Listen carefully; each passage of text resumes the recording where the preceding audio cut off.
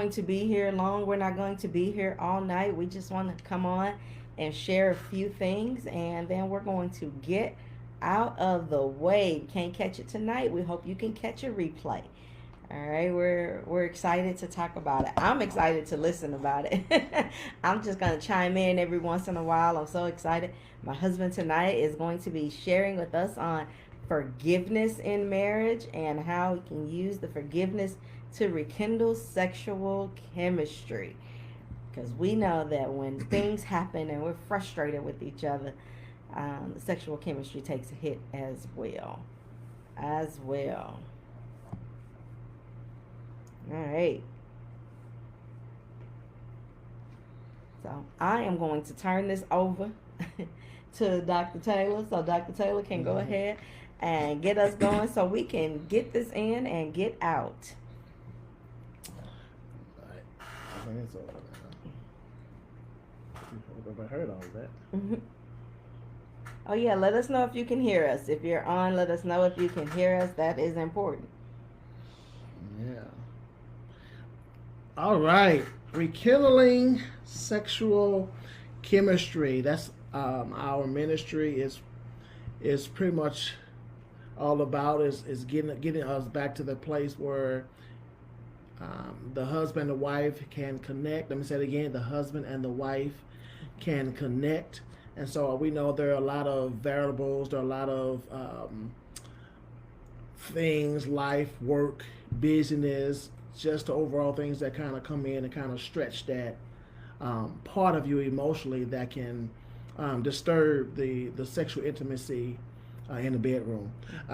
So for us, for tonight, and we're not going to be long, so we just really want to just dive right into this particular topic. And it's a very easy, simple topic. It's the topic of forgiveness. Why does unforgiveness really hurts the bedroom or the sexual intimacy? It starts off as since we're married, we are together. I'm not going anywhere. You're not going anywhere. And so even though I'm mad at you and I'm frustrated at you, and I'm still going to do it. I'm still going to have sex. I'm still going to, but how much of that emotion, how much of that passion is depleted when we actually engage in sexual contact if I'm upset with you or if I'm frustrated with you. And sometimes a lot of our performances or a lot of the way the wives feel, or they like to feel sexy, they like to feel good, they like to feel protected, like to feel safe. All of those things for them to really engage in a sexual way that can be pleasing to both parties. But if there are some issues, there are some underlying things that someone has said yesterday or last week or whatever that really that don't talk about, and you're mad, you're frustrated, you pretty much next time you do it, it won't be as explosive. Mm-hmm. That doesn't mean that the actual engagement of sex is bad, no, or it's not good. That's not what I'm saying. It's just the mental capacity that comes all the way in together with it. So I want to just really just give some clues and some tools to really get back into that particular thing. Okay, clues and tools. Here we go. So but I do want to say, as for the men, this is an area that sometimes we kind of compartmentalize. We just put it aside. It's like, it's okay, I'll just deal with it later. I'm frustrated, but at least I'm getting some kind of mindset. No, those things have to be talked about. Those things have to be dealt with so that you can have a clear message from your brain down to your loins, so those things can stand at attention without any interruptions. All right. All right. So I like that. So for a couple of things, the first thing is in forgiveness, steps to forgive. You have to change your pattern of initiating sex. Change your pattern of initiating sex, and what that means is, if you are on a good place and it's all good, you can pretty much initiate any kind of way and it's time to go down. But how do you do it when you got some little bitterness towards that person? You got some, she's mad at him. How does she initiate, or if she initiate? That doesn't say she won't do it, but if she don't initiate because she has some kind of disdain about her husband, then she's not going to initiate in that normal way. And so how do the women? How would a woman initiate? How would a man initiate? Good question. And so I think maybe if a little clue, ladies, if you are frustrated with him, but yet you still want to please him and you don't want to say nothing to him, then there maybe just put in something really, really sexy to let him know that even though I'm mad at you, I'm frustrated at you, my body is still available for you. And so I think that's a good, sweet little thing to do. But that's great. But however, have you forgiven him? Have you talked to him? Have you set up some time to say, hey, let's talk about something? Because I hear my wife say all the time that it's hard for her to have a mindset to really be vulnerable and open if there's something on her mind. And so the easiest thing for a woman to do, just go ahead and just bend over. She ain't got to look at the brother, But if you're in love, you really have an emotional connection.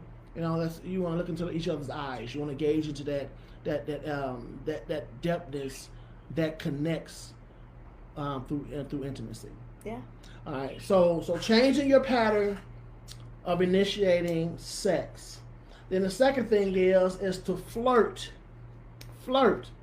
Allow tension to build. Allow tension to build. Now, mind you, let's stay on topic now, because these are some things that we got to do in the process to forgive the person. In the process to forgive the person. And men can flirt too. Men, we need to, I know we don't do the normal things where we just pat you on the butt and, come behind you and grab. Those things that kind of, get boring, at times of the week, especially when you got a situation that's between you. So you may have to step it up. Now, I don't know what you do in your household, what you do to step it up, but, me personally, I like to do certain things if I'm just walking around just exposed, just for the fun of it, then she would laugh and she would smile and she would shake her head and, those different things, or just do something that's, just where she just think you crazy for the moment. All these things really opens doors for a pathway to talk about it so we can be forgiven. That's the whole entire point of it. And then there is the practice to be emotionally vulnerable during sex. If you are in unforgiveness with your spouse, whether it's man or woman, you're not going to be vulnerable emotionally. You're going to be robotical. You're going to be robotical or even methodical. Let me do it this way because I know he come fast if I do it this way. So he can just get up off me. Or let me put this leg wrapped this way so she can go ahead and get hers because I'm done. And so we just come up with things like that.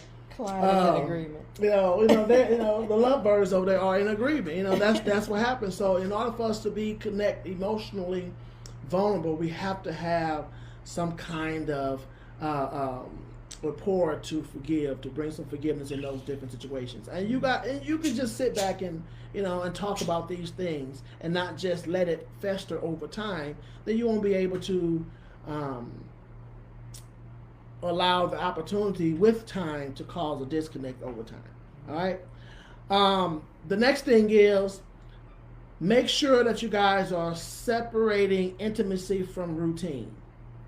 And me and my wife, we sometimes fall in this trap sometimes where we can just be talking about intimate things and, just lovey-dovey, and all of a sudden we'll slip in something about a problem or what needs to be done or something going on with the church or something going on, we'll slip that in during our intimate talk, and then all of a sudden that takes over the conversation, and then we know more intimate, and she dried up and mine's hiding, so it's like, we don't even want to do nothing anymore.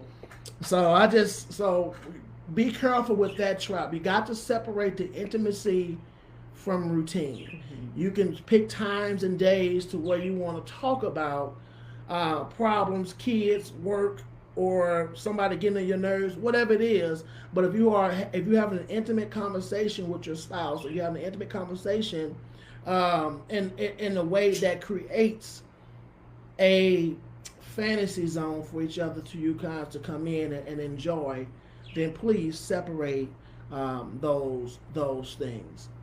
And then the last thing for this portion is to make sex priority. Make sex priority. Now, I have to explain that because you're going to have people going to be saying, well, what about medical conditions? What about this, that? What about, my leg hurt, my arm hurt, about this hurt? I'm not talking about the priority as far as if you don't do it, then all hell's going to break loose or somebody's going to do something. No, I'm talking about in your mind, if you're able to have the sex in priority, I'm meaning set the mood. Music, dancing, laughing. So in other words, you're making sex priority at that moment, which you're doing everything else. Just like if you was getting ready to go to a ball game, or you was getting ready to go bowling, or you get ready to go somewhere, you're gonna get bowling shoes, bowling ball. You're gonna get your hair done, nails done to go somewhere because now that particular event you're going to has become priority. And so that should be the way when it comes to sex. Now, that may not be every single day, but it should be a lot where you can remember the last time you did it. Because if someone asks you, when's the last time you had that real, you got to look in the sky and, then already it's like, no, there are some issues with that. So I think that making sex priority in the context of setting the mood, music, dancing, laughing, sending a little sex texting during the day. What you're going to do, what she's going to do, what you're going to do to her, what she's going to do to you, what you want her to do, and what you want him to do. All these different things, especially, it tells the other person that, hey, I forgive you, I love you, whatever's going to happen, we're going to fight through it no matter what. I'm here for you. You are my world. And I don't know what my world would be like if yours is not in it, if you're not in it. Mm-hmm. Mm-hmm. And so that's what unforgiveness does. That's what forgiveness does. Oh, I'm like, wait. Unforgiveness, what I was going to say was unforgiveness hinders okay. that emotional stimulus that can create that pathway for that emotional sexual chemistry to be rekindled. So, forgiveness, talking about it, not letting it just be caught up in your mind, not letting it be caught up in your day to day, and for God's sake, don't talk to other people about your situation, especially if you ain't talked to your spouse. I don't care about your best friend. I don't care about mama, daddy, grandma, apostle, bishop, so-and-so. It don't even matter. If you ain't talked to your spouse about it, then, you should, as the old school say, to hold your tongue until you find a place to where you can speak to your spouse to get this resolved. Because everybody going to have their opinion, and their opinion is going to be based off their own experience. It may not even fit your criteria, but because they're going to be on your side, that's what your emotion is going to lean to. Mm-hmm. And everybody want everybody to be on their side, even if it's some wrong advice, as long as they're on your side. And what you're doing is you're getting all that information in your brain, and it's conflicting what you know to do what's right. That's true. That's true. So I think those things would be very, very helpful.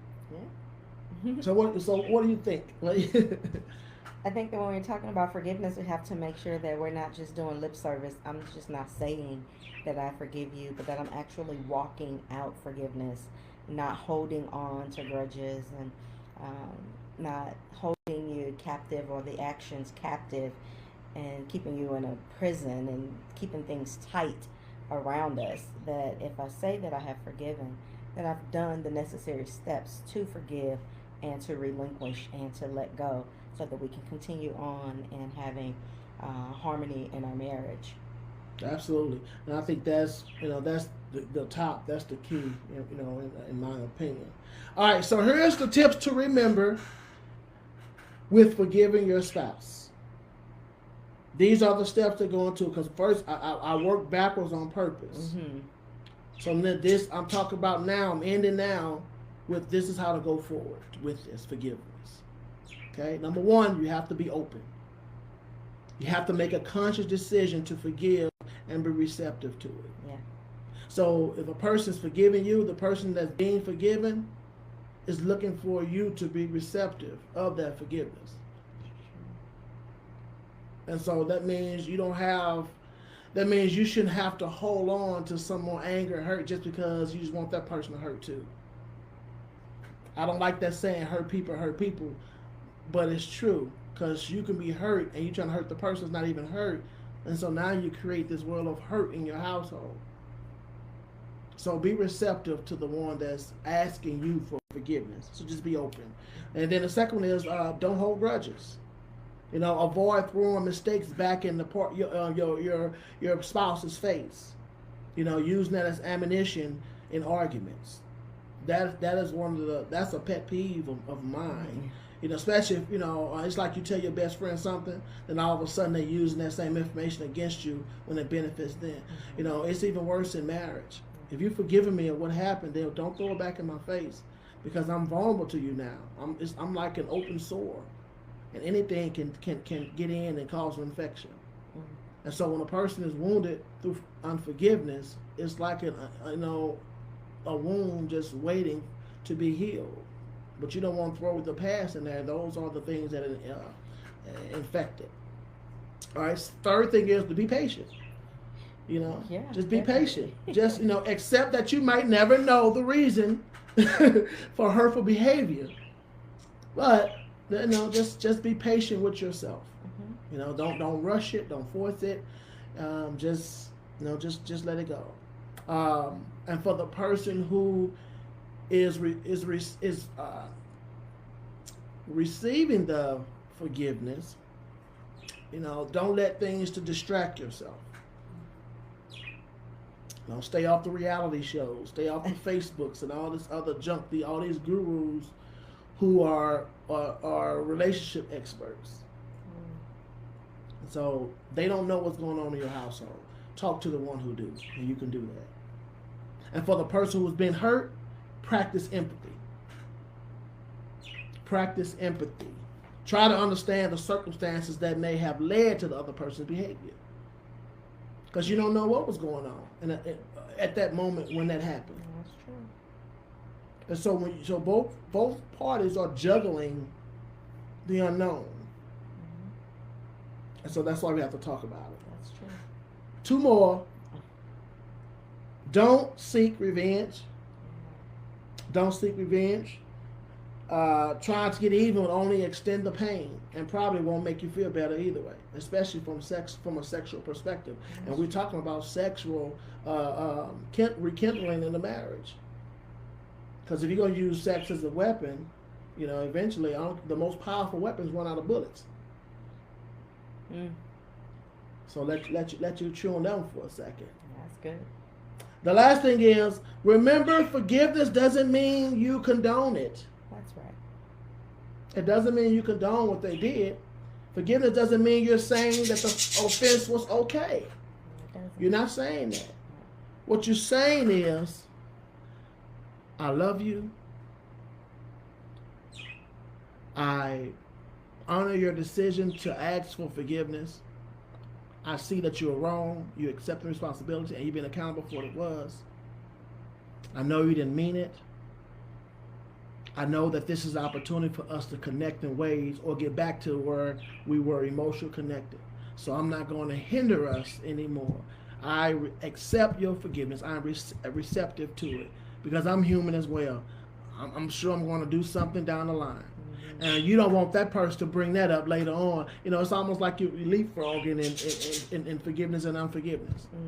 And so you want to create this safe space where you guys are asking for forgiveness, and then the person's receptive to forgiveness, and now you come together, because ain't nothing like some forgiving sex, that makeup sex, and it really it puts you in a connecting place.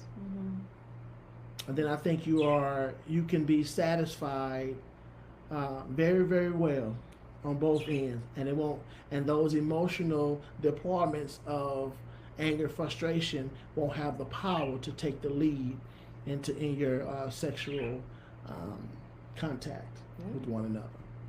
That's good. That's really good. So, we about 17, 18 minutes. That's all I wanted to just really give out, because forgiveness is really a touchy subject, and something like that should be drawn out. It really should just be to the point. Look at this again, get these points again, and just really open up that we're all about awaken love. And so when you awaken something means it's been sleeping. And we're trying to remove all of the variables that's going to cause love in your spouse, in your life, to continue to be asleep. We want you to open it up and do all that you can. You have anything before you get out of here? The one thing that really helps me, is to remember that we're both imperfect. Neither of us are perfect, and we're never going to be perfect. And so loving each other in our imperfections is the key, as we remember that Jesus loves us in all of our imperfections, and he gives us grace, and he constantly forgives us because he knows that we're going to mess up.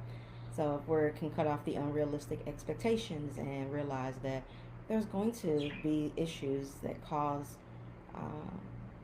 reasons that we need to forgive, we should just forgive. Just forgive. The only other thing that I have, if you're done. Okay, I'm done. I'm done. We are getting out of here, y'all, okay? Only other thing that I have is I want to make sure that you are aware and that you know that we are having a marriage getaway in September of 2025, and you should be signing up right now to make sure that you can participate. Our getaway is not like any other marriage getaway. We are helping couples to awaken love and to keep it hot and holy, and rekindling the connection and all of those wonderful great things. For more information, please go to our website at teamtaylorministries.com and click on the Awaken Love page so that you can get all of the information and you can sign up. Okay, or you can just send us a request for information. Contact us so that you do not miss out on this wonderful getaway. That's all I have. All right. Well, you guys have a great night, and we will see you next time we see y'all. All right. Bye. Bye.